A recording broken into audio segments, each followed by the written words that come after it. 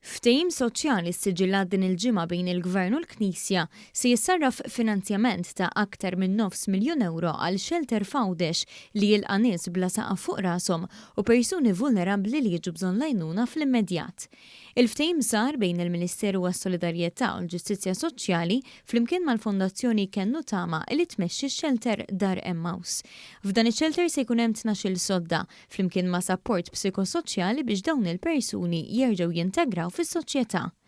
Il-kap eżekuttiv tal-Fondazzjoni għas-Servizzi tal-Ħarsien Soċjali Alfred Grixti spjega li dan huwa t-tielet ftehim soċjali li siġilla l-Ministeru Soċjali din is-sena bħala parti minn pjan kontinwu ta' sapport li qed jingħataw laqdiet mhux governattivi biex iwettqu aktar xogħol ma' nies fil-bżonn. It-tielet ftehim soċjali, il-Public Social Partnerships, għal din is-sena t-tielet wieħed li ġeddidna din is-sena mill-ewwel ta' Jannar minna tnej oħra.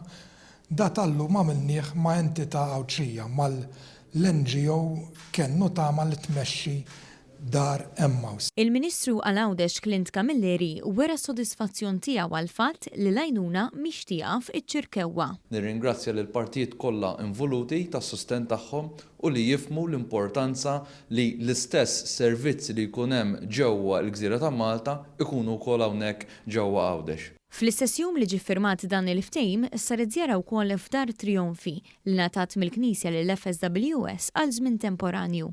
Il-Monsinjur Joe Vella Gawċi qal li din id-dar tilqa' persuni u familji li għal raġunijiet varji jispiċċaw bla saqaf fuq rashom. Il-binja ta' Trionfi biex ngħidu hekk hija komplementari għal Dar Emmaus. Ċertament li l-aġenda soċjali qiegħda tilħaq lill-vulnerabbli f'pajjiżna. Il-Ministru Michael Falzon qal li b'dawn il-ftehimiet tieħu l-ħajja l-politika soċjali tal-Gvern li l-ġid jasal għand kulħadd, speċjalment dawk l-aktar fil-bżonn. Konvent li nibqgħu nagħmlu aktar ġid flimkien, konvent li nistgħu nagħmlu aktar u se nibqgħu nagħmlu aktar fl-interess tas-soċjetà tagħna.